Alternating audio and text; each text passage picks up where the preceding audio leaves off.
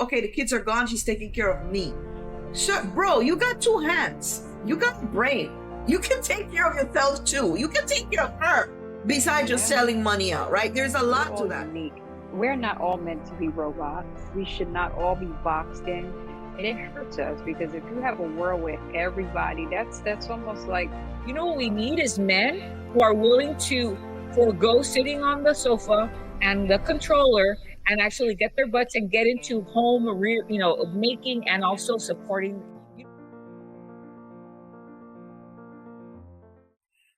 Hi everyone, and welcome once again to Pink Room XP.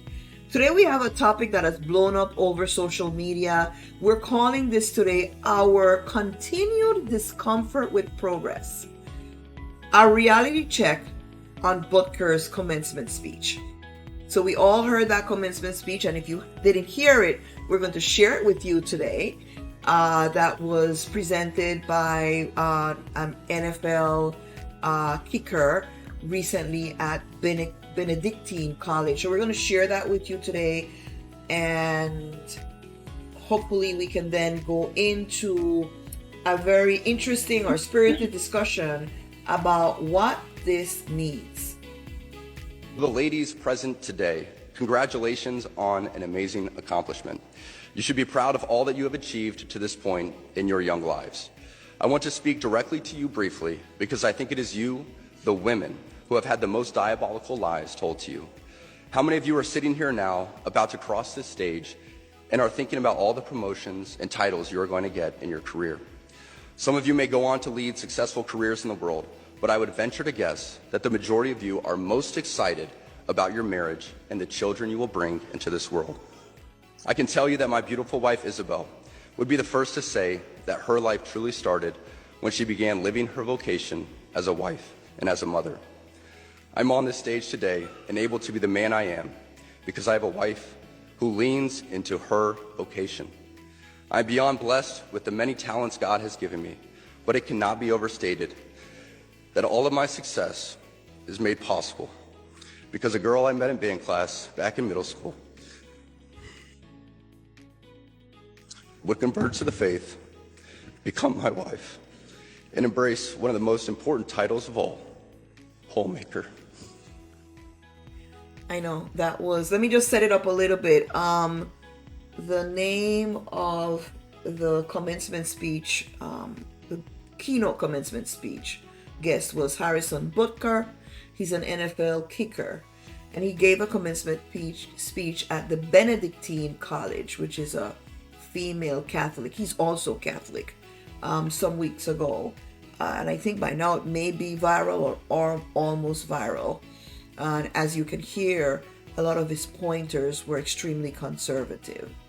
So let's start by talking a little bit about the inappropriateness of the speech for the audience that he was speaking to, and then let's do a little pushback to it, and then our damage control. So Theresa and Shonda. inappropriate. It's inappropriate. It needs no self-explanation as to why. A commencement speech is not for you to tell a man and or a woman who has completed 4 years of gaining education to enter the world and not be a menace to society what your location or your role is. Inappropriate. Absolutely. I think, there's been a lot of comments on the fact that this is, a free speech issue, right? I wonder if that really has to do with the fact that he's not Colin Kaepernick or LeBron James, which we're told, hey, go back to doing what you were doing. And if this is, he should go back to kicking, because that's what he does. That's where his talents are. We live in a country where you can have your opinion, right? Mm-hmm. I'm so happy that I live in a country where I can have my opinion, I can express it. However, I think that Shonda, you, again, as you normally do, you hit it right on the head, the appropriateness, because I can express my opinion, right? I have kids coming in here, saying stuff to other kids like, oh, you're ugly, you're fat, you're this. And I said, hey, until you get paid, to offer your criticism, there's stuff that you need to keep to yourself. And he was actually criticizing because he said, you have been told the most diabolical lies. That quote, Oh, yes. Those were his words. You have been told the most diabolical lies. And really telling these women, you don't really want to go to school. What you want is to be a mother, and what you want is to be a homemaker. And I don't think that being a professional excludes you from desiring motherhood and family. I mean, it's just beyond my understanding that we have to separate these things. You can have a well-prepared and intelligent woman who also wants to have kids. Right. They're not mutually exclusive, right? And I think that a lot of women, who decide that they want to raise their children while they're, young, well, that's their choice. Good for them, right? But not all women have that choice. And, we kind of alluded to that in our previous, talks on the trad wife, viral or whatever, the movement, right? That they are now wanting to bring to the forefront. And, I want to say, hey, look, my first husband passed away and I was left with 2 little girls. No trad wife. I mean, that's not my reality. It wasn't even a choice for you. It wasn't even and even when he was alive, I mean, I was finishing school, and I was very happy finishing school because I love school and I love to learn and I wanted to continue my education.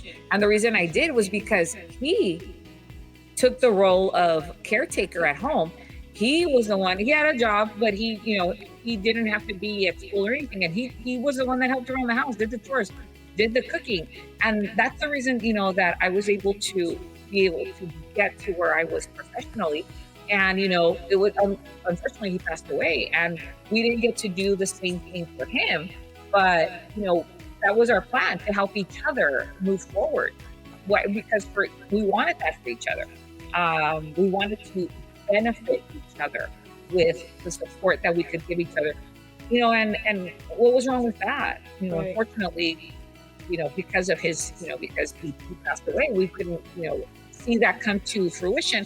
However, it was something that we agreed on, and for somebody to get on a pulpit, and say that what we did was wrong, that it's not right, that it's not what God intended. I think that there's this mentality that that everybody needs to be just like us. Hey. That you have to fit this mold. Well, to begin with, I think that the irony of all that is because, not all of us can be white, right? There's only a certain population of white people. Not all of us want to be white. Thank you. Not everybody's white, not everybody's male, not everybody gets married, not everybody has children. You understand this? It's like you cannot have this one mold for humanity. I mean, so I want us to get into that. I just want to say the reason why we titled what we titled it, there is a continued discomfort that is taking over our national dialogue. Mm-hmm. This continued discomfort with progress. People make 10 steps forward and we want to pull them back, right? Because in some way, in our crazy minds, we feel that in some way this is hurting the order of things. So this is what we see here, and this is what Teresa and Shonda have been outlining, right? That this continued discomfort with progress. And Teresa brings up a good point. Not all of us want that. Not all of us can have that. And it's okay. I want to give him one prop though. Believe it or not. I give him the prop for acknowledging his wife. Not too many men do that publicly, right? And he did it with emotion. Clearly, it means a lot to him that she has been there. But what he doesn't realize is that her choice along with his choice, I hope it was her choice and not her mandate, right? Does not apply to everyone, and it's okay. I were the young women, I would ask for a repeat. That was not, I would, listen, give me another graduation. I did not work all these years to come here and sit and be bashed, to be told that, yeah, you think that was great, but it wasn't. But I want to go into a little bit about the history of the college. Teresa, you were talking about Benedictine and his sister. Yes. And how that did not correlate with anything that he was saying there. Again, you lack historical facts, and you're just using talking points that are used by a specific political party. Yes, unfortunately, I think that's the case with anybody who stands on their soapbox, in front of a pulpit, wherever, a podium in secular situations where, you stand and you say something as if it were, if you actually had all the knowledge. Yeah, I think that there needs to be always a thread of humility whenever we speak in front of people, because we can make mistakes. We can not have all the information. And unfortunately for this gentleman, he doesn't have all the information. He claims to follow Catholicism. If he has any knowledge of how this particular university, got its name from Saint Benedictine, and the fact that Saint Benedictine had a sister who was in the novitiate, right? She was a nun herself. Her name was Scholastica, a very well, academically trained woman, in which she and her brother, had these amazing discussions on, philosophy and just theology, etc. And I'm sure that a lot of his ideas were sprouted from these very productive discussions that he had with his sister, who is known historically, and she's on the record. She's somebody, and it's a shame that we don't value the fact that women play an integral part of every aspect of society. Yes, we are. We do have uteruses, right? And so we do have the option to become mothers if we want to, or in this time still, right? If we want to, or if that is part of our plan. The fact is that I think we can't lose sight, and this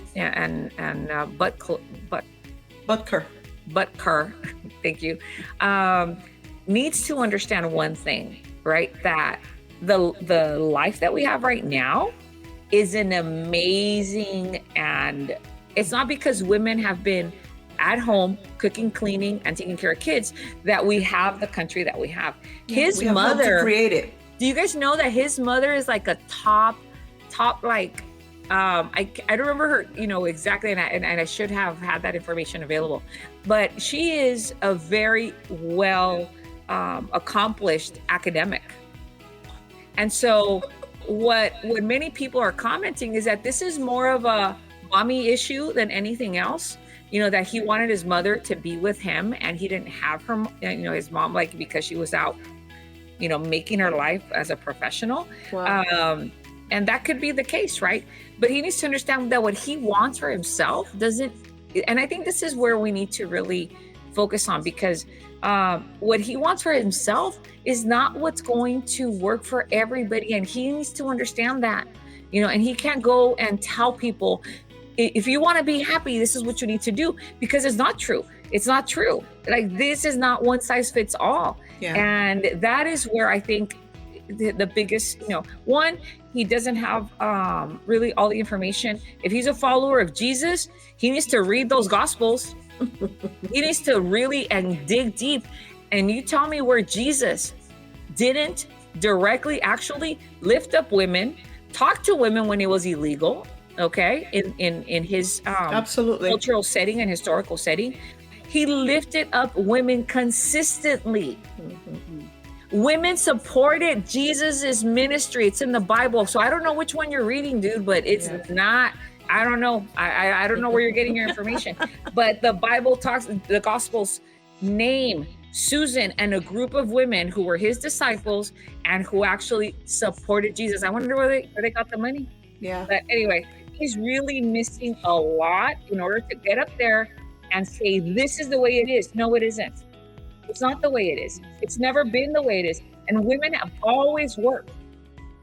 Always. And they've always been contributors to society. They've always been contributors to society. right. There has never been a time in history that where women have not worked and juggled homemaking responsibilities. You know what we need is men who are willing to forego sitting on the sofa and the controller and actually get their butts and get into home, making and also supporting. Right. That's going to be the part that I want us to talk about in damage control. But Shonda, we're sorry. Okay. Go ahead. That was so good what Teresa was saying. If you think about it, women hold up half the world, right? Right.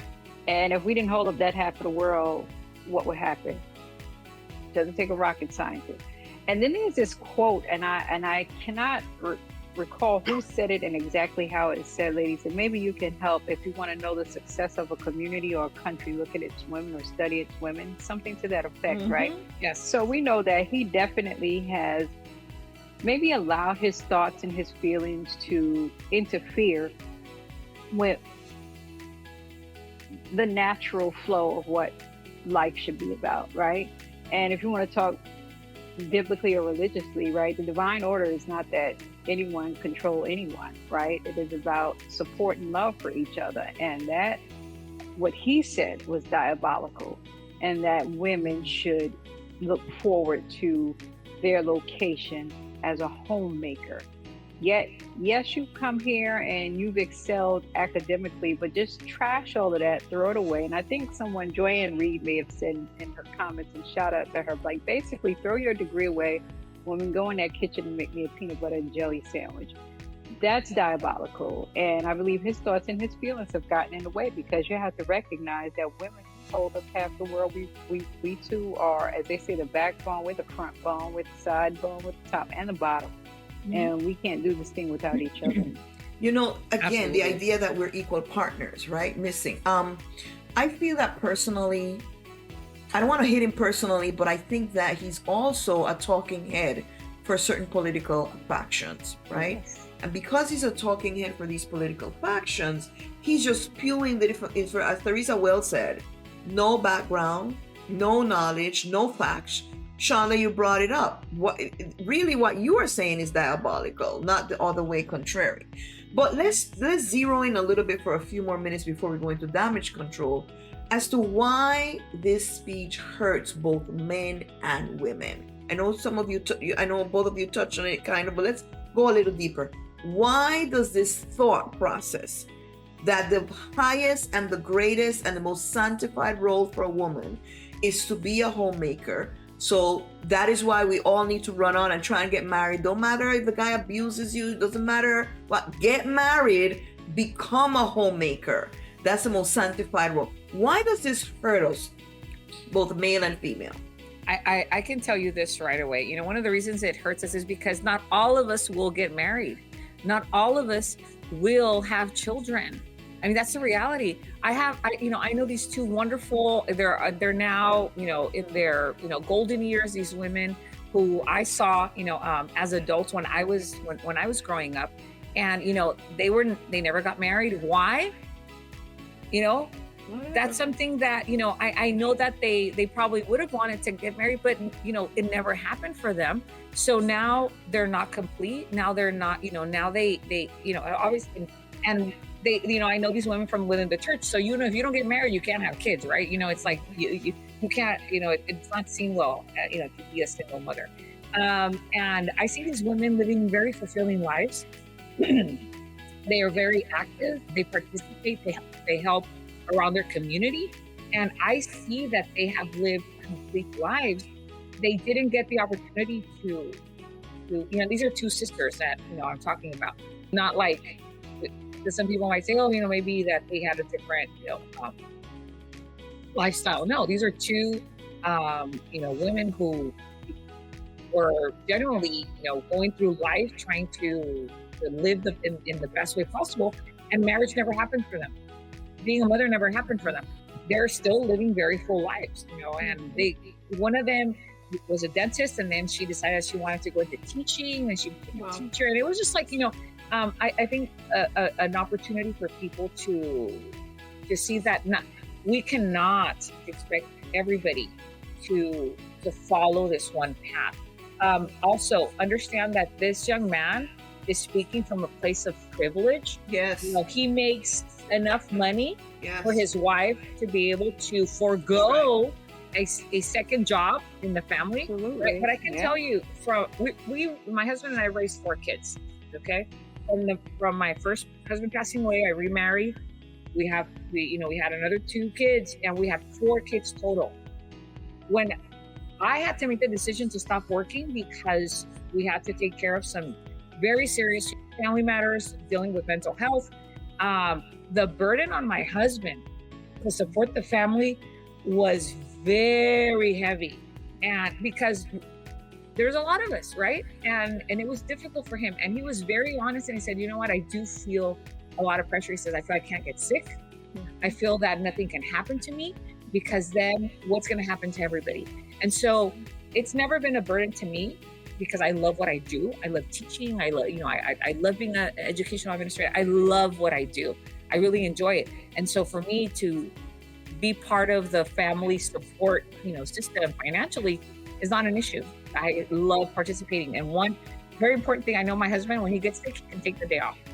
He can take that day off. That's right. Take care of himself. That's right. If he needs to, because he's not burdened with the fact that if he takes a day off, we can't pay some bill. Yeah. And That's equal partnership right there, Teresa. Absolutely. Right. And that's why that type of a speech definitely hurt. Everyone is not the same. I think Teresa and Murphy said we're all unique. We're not all meant to be robots and programmed to live, act, think.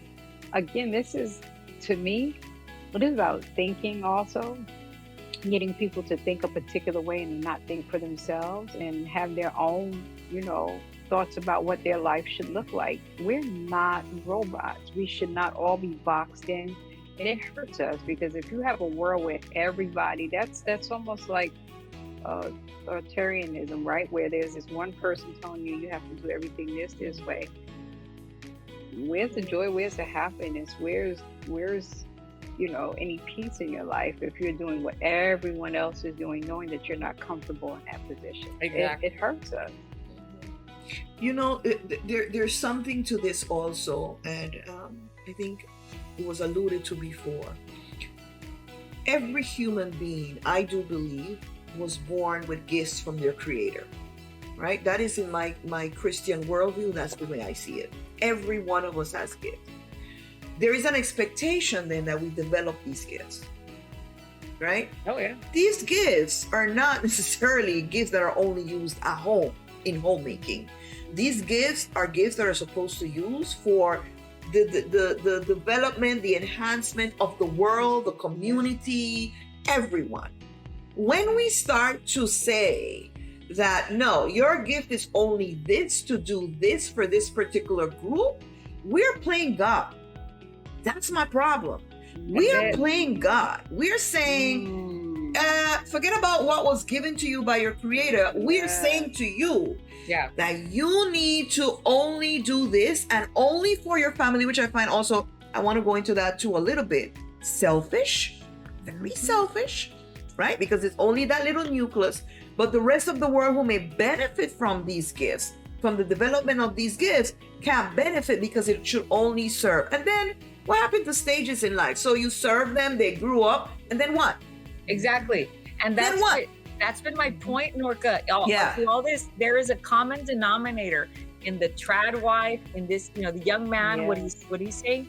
The fact is that all of this, especially, let's just focus on the trad wife issue, right? I know we've been kind of exhausting it, but the fact is that there is a common denominator: youth and beauty. And youth and beauty sells. It always sells.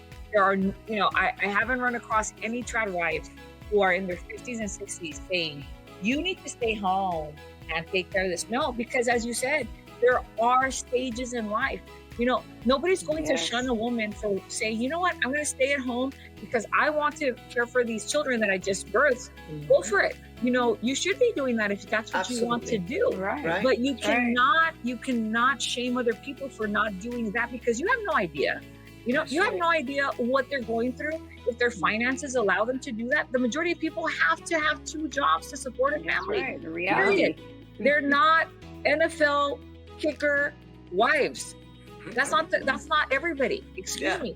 If you can do that and that's what you want to do, go for it, right? I mean, we live in a country where you can do that.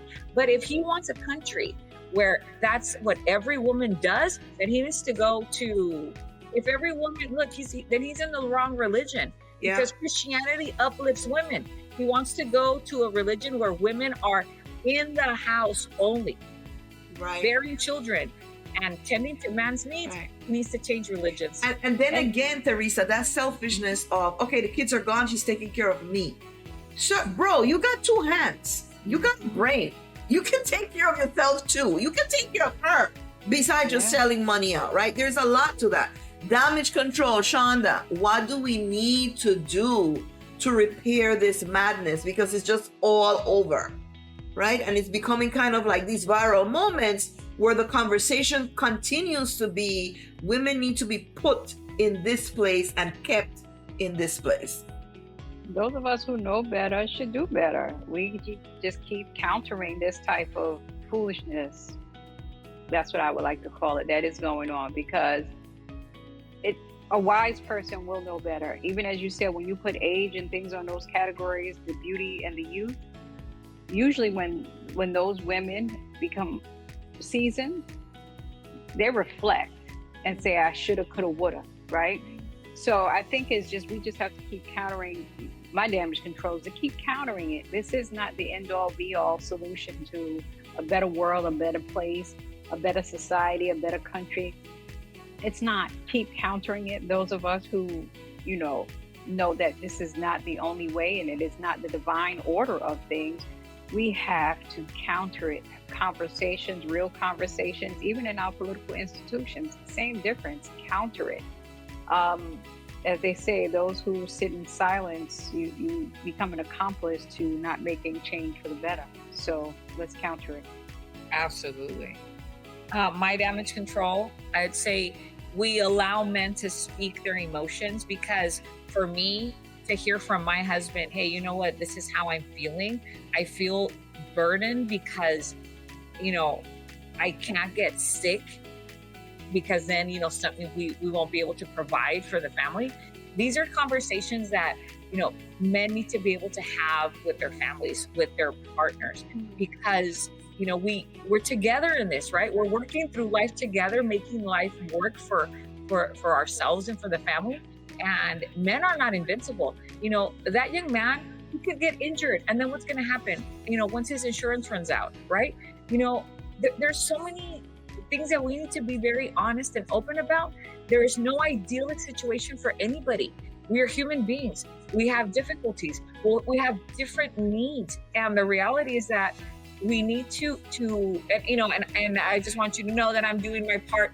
I have 2 male sons, my sons, and what I've decided to do with them is be very, honest. We talk about mental health.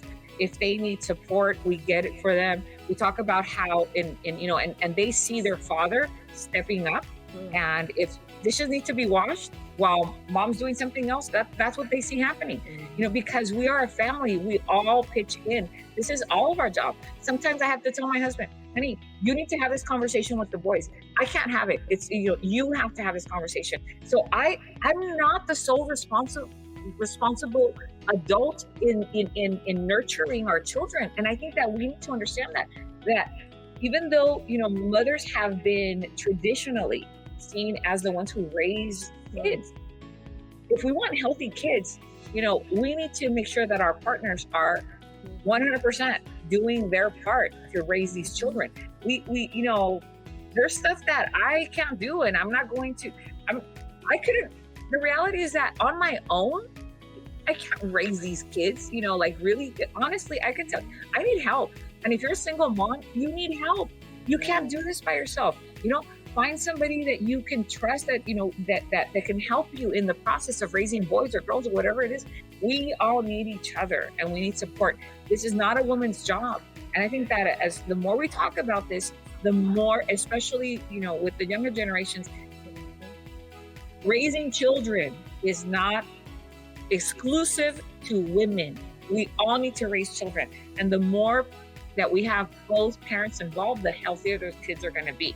And when there's an absence of that father or the mother, we have to figure out where else to get support, because, there's a reason why humans, when they're born, if they are not taken care of, they die. Like a baby human will die without care, period. Like they will literally die. And that doesn't happen in most of nature, right? There's a reason why you need two other human beings, generally speaking, right, when available, to nurture that child. At least one at a minimum. But, we live in a society where we can get support. We have systems, for those of you who attend churches, there's always individuals there who are part of like the youth programs, the clubs, everything that you as a single parent can, lean on in order to help you raise these children, because we do need the help. It's not a woman's job. It's all of us need to. That's right. That's part right. of it. All parties involved.